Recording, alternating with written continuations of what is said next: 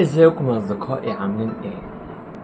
النهارده هتكلم معاكم عن 5 فوائد لحاجة قريبة من قلبي، وهي الرسم. عمرك سألت نفسك في يوم ايه فايدة الرسم في حياتنا اليومية؟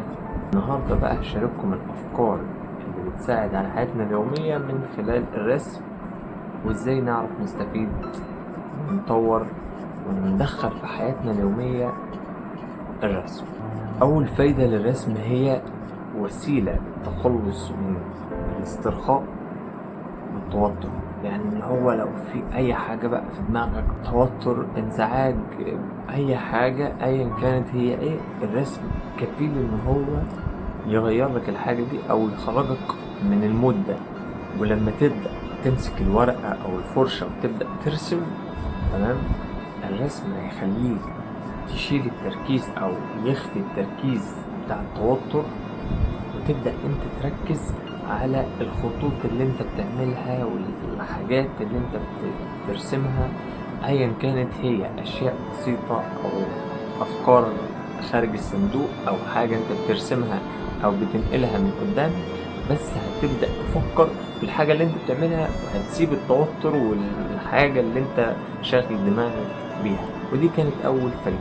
الفايدة التانية وهي ان كل ما رسمت اكتر، كل ما زادت ابداعاتك اكتر، وبدأت تشوف حاجات واشياء من زوايا مختلفة غيرك ما بيشوفهاش. يعني غيرك اللي هو الشخص العادي اللي هو ما بيرسمش، ما بيشوفش الحاجات او الزوايا اللي انت بتشوفها او التفاصيل اللي انت بتشوفها دي. كل ما اندمجت وكل ما رسمت اكتر، كل ما هتشوف تفاصيل وحاجات اكتر واكتر، وهتبقى ماشي كده يعني فرحان ان انت عندك الموهبة دي.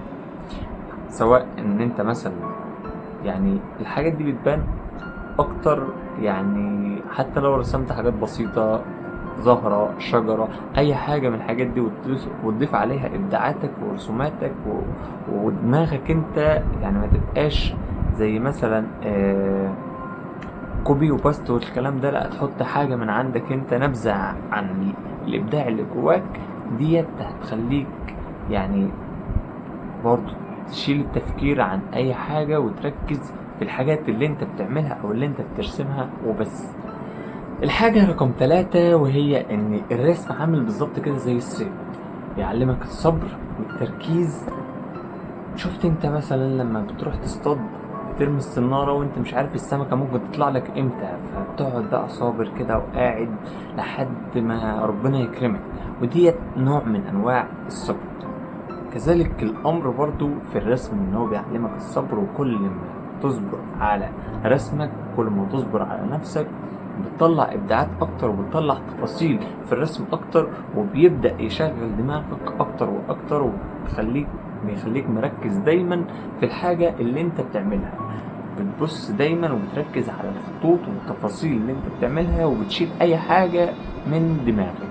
يعني كده بتخلي دماغك صافية مركزة في الحاجة اللي انت بتعملها، مع شوية موسيقى لطيفة من اللي انت بتحبها ايا كانت هي ايه، وعيش حياتك. احيانا بتحتاج وقت طويل جدا علشان تكمل لوحة او حتى ترسم جزء منها، لكن الوقت ده ما بيضيعش هدر. وان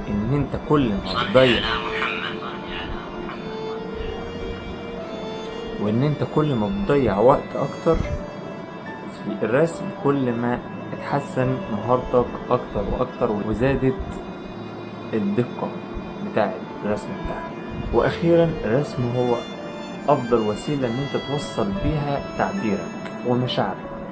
الرسم ممكن يطلع كل حاجة جواك بدون ما تتكلم خالص. يعني انت لو زعلان، فرحان، متضايق، حاسس بألم من جواك، تقدر تعبر عن كل الكلام ده من خلال رسمة بسيطة انت ممكن تعملها بإيدك، وتشيل كل اللي جواك، وتبقى بدون كلام بتعبر عن اللي جواك من خلال قلمك او من خلال فرشتك او من خلال ورقة تقدر ترسم عليها، ايا كانت الورقة ديت متاحة للرسم، او ايا كانت حتى ورقة عادية تقدر ترسم عليها مش شرط هتكون حاجة احترافية، لأ طبعا أي ورقة أي قلم تقدر تبدأ عليهم ترسم وتطلع كل الإبداعات اللي جواك وتطلع كل المشاعر اللي جواك أيا كانت هي إيه.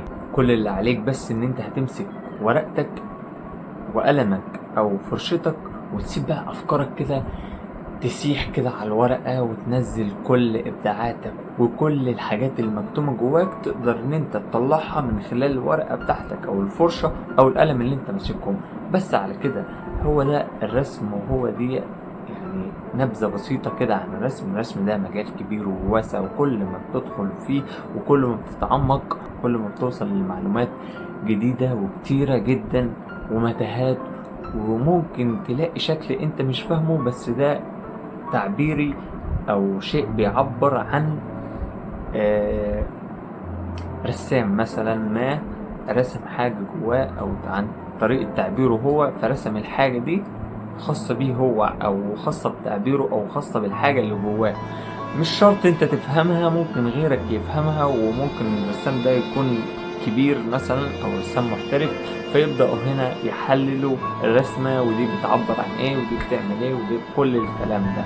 في النهاية لو وصلت لحد اللحظة دي ما تنساش تشترك في القناة وتفعل زر الجرس عشان يوصلك كل جديد، وعلشان نوصل في أقرب وقت 10,000 لايكك الجميل لو عجبك الفيديو، وقول لنا رأيك ايه في الكومنتات واستفدت بالمعلومات ولا لأ.